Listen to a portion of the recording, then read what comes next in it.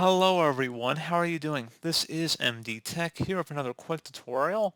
In today's tutorial, I'm going to show you guys how to resolve the error code 0x00000007c or 0x000006e for Windows cannot connect to the printer. So this should hopefully be a pretty straightforward process here, guys. And without further ado, let's go ahead and jump straight into it.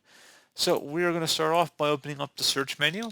Type in troubleshoot. Best match should come back with troubleshoot settings. Go ahead and open that up.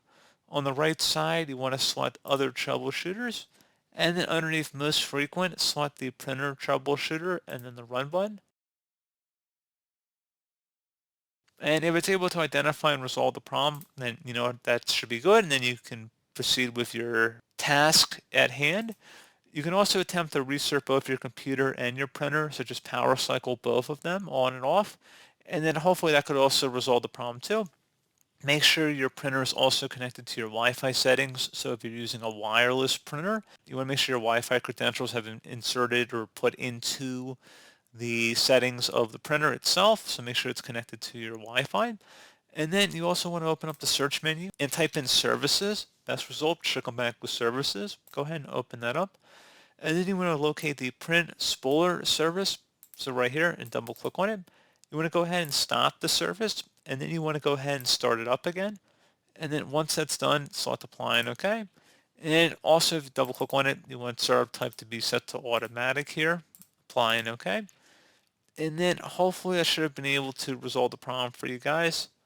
One further thing we can try here as well is if we close out of here and open up the search menu, type in CMD. Best match should come back with command prompt, right click on it, and then select run as administrator. If you receive a user account control prompt, select yes. And now I will have a command in the description of my video. I want you guys to copy it and then go to the top bar of the command prompt window, right click on it, select edit, and then paste it in. Hit enter on your keyboard. Sure, bring up the print server properties window here. So basically on this page, what we can do here, you can actually go ahead and remove the printer driver you're having the issue with and then reconnect your printer back to your computer or go through the printer and devices setup wizard built into Windows and just reinstall the printer basically. So if there is a problem with a particular printer, you can actually just remove it from here and then you would remove driver and driver package, select OK, and you're going to select yes.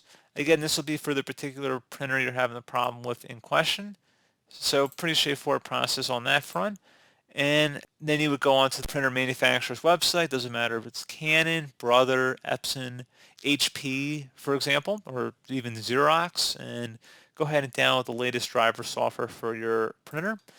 But pretty straightforward process, guys. I do hope I was able to help you out, and I do look forward to catching you all in the next tutorial. Goodbye.